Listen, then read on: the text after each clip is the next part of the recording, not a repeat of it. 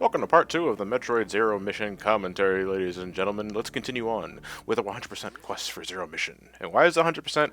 Because Zero Mission is actually a really fucking short game if you don't do that. No, even with the 100, well, the 100% in Zero Mission is kind of annoying. I'm sure we'll be talking about this plenty. It's one of those things where at the very end of the game, you have to turn around and be like, oh, hold on there, bad guys. I'm gonna just go back and pick up a whole bunch of shit that I left behind, kind of. One moment, guys. I left my keys. Yeah, which makes 100%ing it really annoying because it's one of those things where you know you could end the game at any point, but you're still collecting stuff. And I think in an ideal game like this, you should be able to get 100% or like 99 along the way if you know what you're doing. Like get all the stuff along the way and then be able to get just finish the game without having. Well, I mean, in a game like this, backtracking's inevitable, but you know what I'm talking about. If there's ever a time when in a game you go on a blatant tangent, there should be some semi-plausible reason for going on a tangent, which is something that, well, a lot of fucking games just don't goddamn do. Like Xenoblade Chronicles, I love the game, but oh my god, it is the poster child for side quests that you have no business doing at any given point in the game. Zero Mission, among other Metroid games, 2D at the very least, have a handful of items that are just inaccessible because of gear that you won't get until a certain point in the game, and I'm talking about multiple items at once. It is one of those things though. Like the way that the game is designed, it wants you to get, like, say, the grapple beam and then be like, oh, I can use those thingies I saw back in the first area now and get a stuff. You know, it's that kind of... Get a stuff. Yeah, get a stuff. I know what I said. But, you know, like, yeah, so I get that that's part of the inherent appeal of these types of games, but with that said, you know... There's a balance. There does have to be a balance, yes. Yeah, and the way, like, Super Metroid handled it, like, you would see places that you couldn't go, but there would also be a point later on in the game where you would be headed in that general direction anyway. Yeah. And that was the key to getting a good time, was knowing when to compromise and consolidate certain run-throughs. And to this day, I still think Super Metroid does it the best when it comes to 100% in the game. Well, when it comes to backtracking, Metroid is one of the series that doesn't have, like, a warp system. You have to run wherever you want to go. Yes. And I believe Castlevania games have warps, if I remember correctly. Yeah, so Yep. Symphony of the Night has this really wacky warp system where you just sort of teleport into the thing, hope you arrive in the place you're trying to go, and if you don't, well, you go back in the teleporter and do it again. There's a snakehead. Fuck, I was looking for bullhead. You know, that's the only thing I hate about Symphony of the Night is you can't choose which room to warp to. Yeah. And this castle is a creature of chaos. chaos. It may take many incarnations. Yes. But starting with Fusion, they introduced sector shortcuts, where you can you have these, like, small inner tubes that connect, like, sector 1 to 3 or 3 to 5, 5 to 6, and so on and so forth. Zero Mission has that somewhat, but it's not exactly the same, and it's way more out of the way. Yeah, it's just one of those things where the way Metroid is designed, the only game that really has anything remotely close to warps is Prime 3, where you can use the ship to fly places, but it doesn't really fit with the type of vibe the game is going for, where it's just like you're trying to explore places, and just being able to teleport kind of defeats the point in some way, but it also means that backtracking has to be designed an awful lot better in order for it to feel in order for it to not feel like you're going back to the beginning of the game just to go get an energy tank that you missed, you know? Yeah. So. And I think Super Metroid, just when it comes to getting everything along the way, does that the best. I mean, because I honestly, 100% in any Metroid game requires you to know what you're doing and know where to go beforehand. It's just how much fun you have doing that is an entirely different argument, and I still think Super Metroid is the best with that. Yeah. Well, when it comes to Super Metroid, now this is probably due to me having played Zero Mission and Fusion a hell of a lot before I tried it, but, you know, like, 100%ing it aside, if I'm just trying to play the games, I have more fun playing Zero Mission and Fusion because I think Samus controls better here than in Super Metroid, because Samus in Super Metroid just feels very floaty to me, and I've never been able to get used to it. I I understand that complaint. At the same time, I like it like that because I feel like I have more leniency with what I can do with Samus in Super Metroid. It really depends on player preference as far as jumping speed goes, because I have the same problem with Sonic Adventure, in that you feel you feel like you're jumping on the moon sometimes. Yeah. It's just, I don't like, you stay in the air forever, and also, Samus's Super Metroid sprite is huge, so you take up like half the screen. That's also... I never really found that as a problem. It's funny, like I'm sure we talked about this playtime before, but I like the idea that I'm floaty in both Super Metroid and Sonic Adventure's case, because I feel with a floaty jump, I'm in more control of what I can do.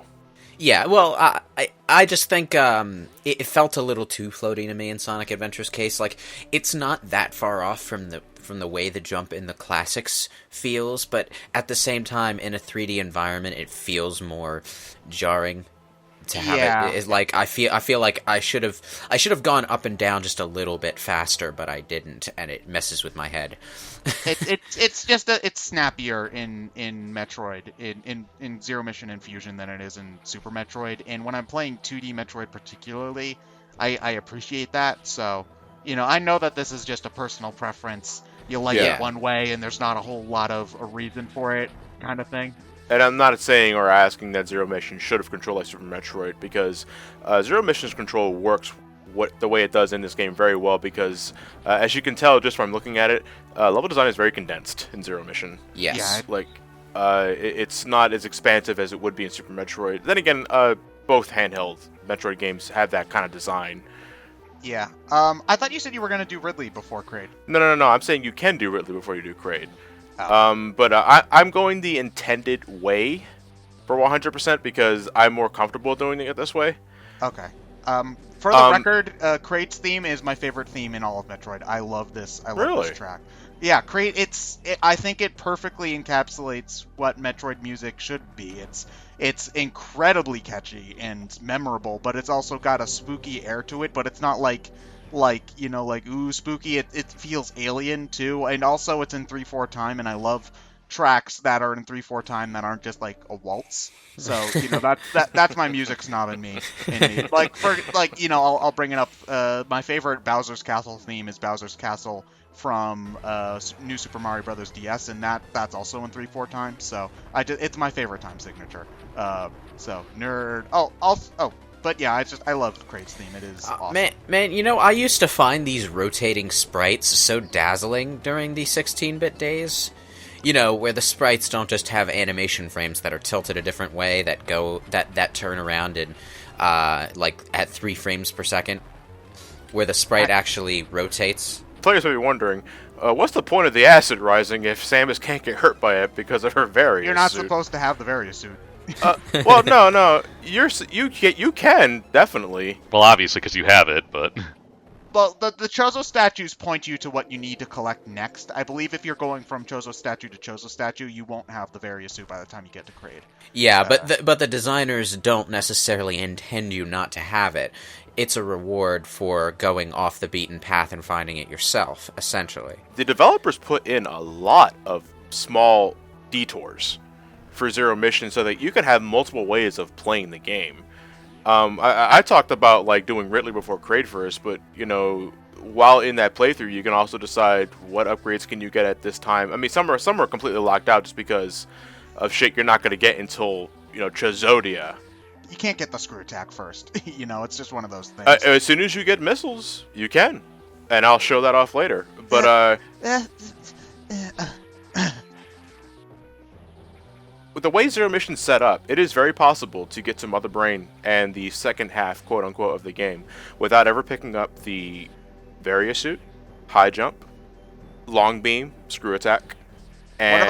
What about all of the different, false items? Do you have to pick those you up? have to. Those are mandatory. You have to pick those up. Okay. Because actually, to talk about my devious side here just for a bit, because I was seriously considering doing this just to fuck with Ted. I was going to get every item except Various suit. Because when you get your powered up suit in Chozodia, it gives you Varia. Yeah. Which adds to your percentage. So you can get 100% without picking it. But yeah, you can get up to that point again without getting very soon and still get 100%. But I know it will drive Ted nuts. I know why they added. I'm pretty sure the way that they designed this game is that they designed the point-to-point. They looked at the original Metroid and designed the point-to-point Chozo statue stuff first, and then they added in all these extra little paths. Yeah. For speedrunners and Metroid aficionados. The thing is that I know exactly why they did this, and it's because people bitched about Metroid Fusion being too linear. That's exactly why. Even if people hadn't bitched about it per se, one of the things I really appreciate about Metroid Zero Mission, and certain other remakes, like say the Resident Evil 1 remake, is that they don't compromise on catering to fans of the original games the way a newer entry might for the sake of broader appeal. Because you're making a remake of a classic game, your chief audience should probably be the people who liked that classic game in the first place, with the other stuff being secondary. Yeah. Exactly. So a lot of this stuff, like the original, how much can you like sequence break in the original Metroid as opposed to this or Super Metroid, John? I know that Metroid 1 isn't really your specialty. The thing is, sequence breaking in Metroid was all about how you broke the game.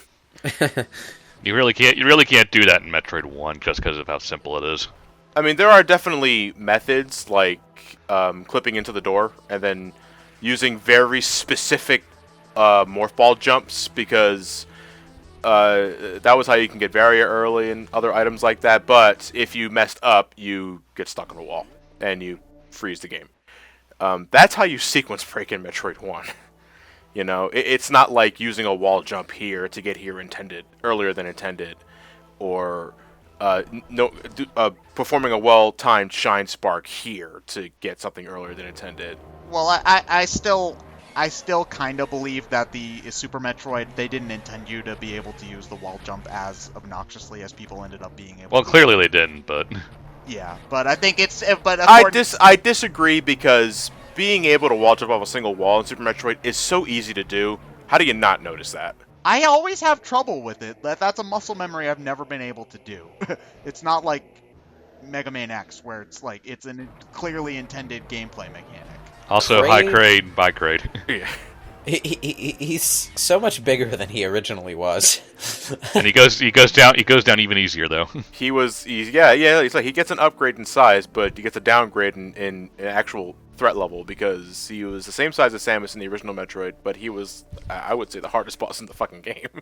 Poor Kraid, I always thought he was cooler than Ridley, and he's just forgotten all He had the size down pat, but I think this is his last appearance. Well, Kraid wasn't named after a famous movie director, was he? One moment. I think he's right. Ridley. Okay, Ridley is just a perfect example of a Japanese person giving something an English name, thinking it sounds cool and exotic, and to English ears it just sounds kind of silly. Oh, the alien's name is Ridley, huh? Well, the original Alien and Aliens, I believe, were inspirations for Metroid, so at the very least it does make sense. First Alien, I would say the first Alien above the Aliens. The Aliens is more of an action movie. Yeah. Woo! Shine sparking, that's another thing I can't do at all. Oh god. Fusion and Zero Mission made shine sparking a hell of a lot easier. I still can't. Well, here's the thing. I'm talking about for Zero Mission and Fusion, because those are the games I play. I can't do it. I'm awful. Oh, okay. Well, just to describe shine sparking is pretty much when you're in speed booster mode and you press down on the D-pad, Samus will store the charge.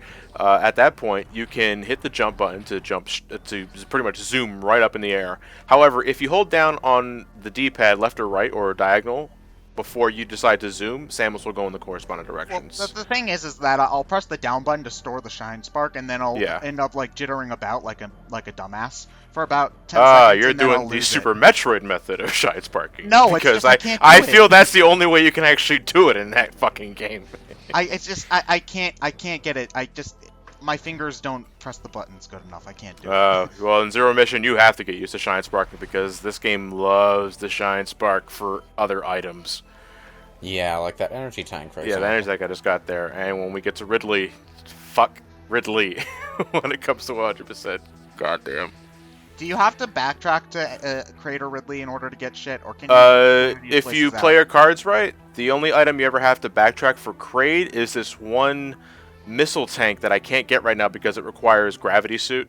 Oh, yeah. Ugh, well, You can get everything in Ridley with your current arsenal. okay. All right. So, point one to Ridley. I do like these comic book kind of cutscenes. They're neat. They're The so ga- underutilized, though. I wish there were more. The game does a good job of adding to the original Metroid game's story without necessarily breaking the charm of. There's stuff over to the right, John. No, actually, no, there's not. Oh, there isn't? Oh, no, wait, that's just a Chozo statue. Never mind. My Yeah. bad. I know where I'm going, damn it. No dialogue whatsoever. Like, I mean, besides the prologue and the interlude, there is no dialogue. Absolutely no dialogue in this game. Metroid isn't a series that really needs it, though. Tell that to other Well, Other M wasn't crap because it had dialogue. It was crap because the dialogue it had was, Yeah. it was you crap. know. Yeah, because Fusion had dialogue, and I still love Fusion. You know? Yeah. Well, Fusion had dialogue. Metroid Prime 3 had dialogue. Not Samus dialogue, but dialogue. Yeah, Metroid Prime 3 was written like an action movie. Fusion, I still think, has the best writing in the series. While I defend certain aspects of Other M, the story and voice acting and writing is pretty shit. I It's can't deny that. shonen beyond belief, and it's one trope after another, and I don't like it.